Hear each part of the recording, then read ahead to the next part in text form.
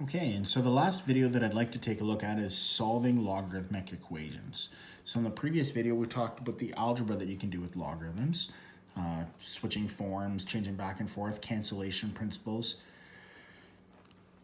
And even earlier, we had talked about how you can solve a simple exponential equation by converting into a logarithmic form. But now we're going to take a look at an actual logarithmic equation. So this is going to be log x plus 3 is equal to 2.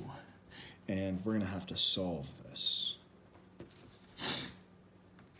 Now, usually solving logarithmic equations results in changing to an exponential form. In a prior video, I showed an example where I solved an exponential function by changing to a logarithmic form. Here, I'm going to solve a logarithmic function by changing for an exponential form. And that makes sense because we have to undo the logarithm from the variable. And how do you undo something with its inverse operation? What's the inverse of a logarithm? An exponential. So we're going to change this to exponential form. But first, we need to identify the components. Well, this is the exponent. This is the value. And what's the base? I don't see a base. Oh yeah, that's right. The base is 10 when I don't see a base.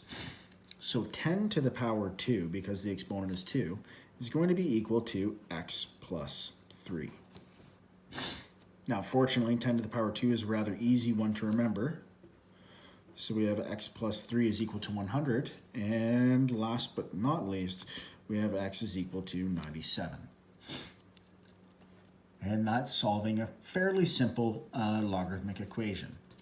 Let's take a look at solving this next one. We're going to use a different base this time, though. So do 5 ln 2x minus 1 is equal to 20. All right, so to solve this equation, we have to isolate the logarithmic expression first. Much like in solving exponential functions where we isolate the exponential part and drop the base or change forms, here we're going to isolate the logarithm and then either find an equivalent base or change forms. So we're going to get rid of this 5 first because it's attached to the logarithm. We want to get rid of it. We'll just divide both sides by 5. So we'll have ln 2x minus 1 is equal to 4. And now, much like this problem, I have a logarithm on one side, a value on the other, sort of the exponent on the other. Here I have a logarithm on one side, the exponent on the other. So my base is e, because it's the natural log. My exponent is 4. My value is 2x minus 1.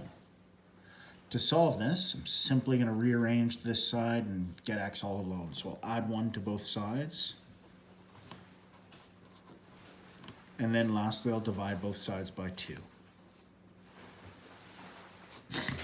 Now that's a rather ugly looking answer, but it is an exact value answer. And if you're able to type that into your calculator, 5 times ln of 2 times x, blah, blah, blah, blah, would equal 20. Okay, so that's solving some logarithmic equations from fairly easy to probably about medium.